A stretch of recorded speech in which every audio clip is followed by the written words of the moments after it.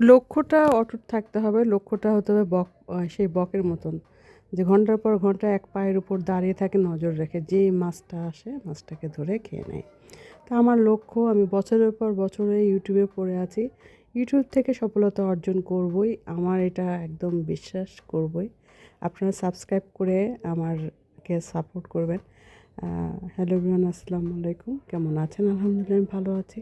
তা সকালবেলায় জলপাইয়ের ডাল আর সকালবেলায় উঠে বারান্দায় বসে বসে শীতের হাওয়া খেলাম আর এই যে মাছগুলা কাটলাম।